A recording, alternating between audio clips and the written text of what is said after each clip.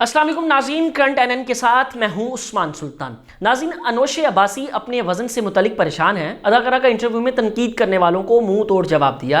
वज़न कम करने से मुतलिक सवाल का गोल मोल जवाब दिया। मोटापे का शिकार अफराद को वज़न कम करने की तरगीब दी जाती है और वही शख्स जब वज़न कम करता है तो उसे वज़न बढ़ाने का मशवरा दिया जाता है। ऐसे ही कुछ हुआ मॉडल अदाकार अनोशे अब्बासी के साथ। जब उनका वज़न ज़्यादा था तो उन्हें कम करने का कहा गया और जब वज़न कम किया तो अज़ाफ़े की तजवीज़ दी गई। इसलिए तो कहते हैं इंसान जाए तो किधर जाए। इंसान किसी भी हालत में हो, दूसरे लोग उन्हें देखकर खुश नहीं होते। तनकीद का निशाना बनाना हमारे मुआशरे का इज्तिमाई रवैया हो गया है जो सबके लिए लम्हा फिक्रिया है। अदाकार अनोशे अब्बासी ने एक प्रोग्राम में शिरकत की जहां उन्होंने मुख्तलिफ मौज़ूआत पर खुलकर इजहार ख्याल किया और साथ ही तनकीद करने वालों को खड़ी खड़ी सुना दी।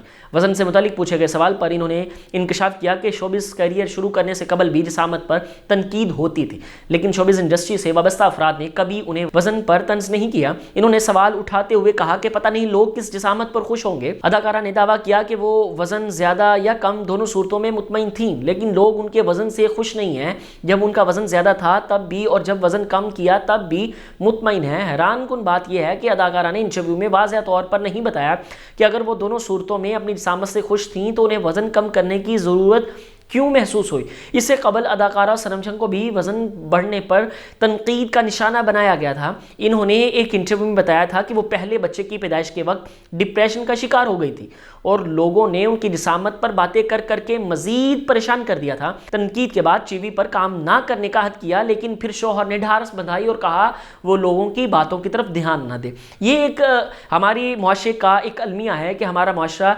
किसी भी तरह लोगों से खुश और मुतमईन नहीं होता। बड़े बुजुर्ग कहते हैं कि आप लोग देखिए कि आप लोगों को खुशी किस चीज़ में मिल रही है। वो एक बड़ा मशहूर माकूला है कि क्या कहेंगे लोग।